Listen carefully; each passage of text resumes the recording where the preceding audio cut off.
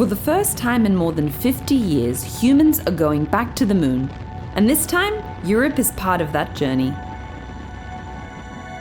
Artemis II was the first crewed mission of NASA's Artemis program. After the success of Artemis I's uncrewed flight around the moon, Artemis II takes the next step. It will send 4 astronauts on a 10-day voyage around the moon and safely back to Earth. At the center of this mission is Orion, the spacecraft that will be the crew's home in deep space. What keeps it alive and moving is a critical European contribution, the European Service Module. Built for ESA by teams across Europe, the European Service Module is what makes deep space flight possible. It carries the propellant, water, and breathable gases needed to sustain the crew far from home, recreating an Earth-like environment inside their spacecraft. After launch, Orion enters Earth's orbit, where the service module comes to life, deploying its solar arrays and beginning to power the spacecraft. The rocket's upper stage then places Orion into a high Earth orbit, where the crew and ground teams verify that all systems are performing as expected. Once in high Earth orbit, Orion detaches from the second stage. The astronauts then take manual control, flying Orion toward and away from the rocket's upper stage in a carefully choreographed proximity flight using our module's engines in preparation for future Artemis missions. Once these checks are complete, the service module fires its main engine, propelling Orion into deep space.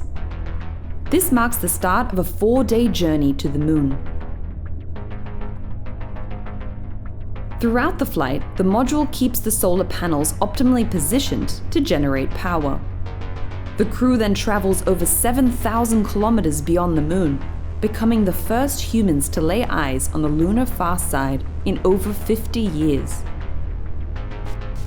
During the trip, the crew will experience deep space radiation, extended isolation, and the realities of living and working far from Earth. Behind every key maneuver, Europe's contribution works quietly in the background, keeping the spacecraft stable, the crew safe, and the trajectory precise. From ESA's technical heart in the Netherlands, working alongside a team at Mission Control in Houston, engineers monitor the European Service Module throughout the mission, ensuring all systems perform as expected. Drawn home by Earth's gravity on a free return trajectory, the crew begin their 4-day journey back to Earth. Orion's crew module separates from the European Service Module.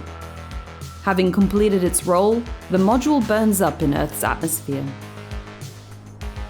Orion and the crew re-enter Earth's atmosphere at speeds of nearly 40,000 kilometers per hour.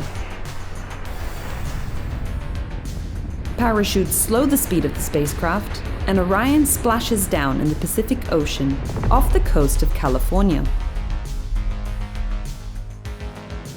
After recovery, the crew return to land, stepping back onto solid ground for the first time in 10 days. Although Artemis II will not land, it marks a major step towards our return to the moon.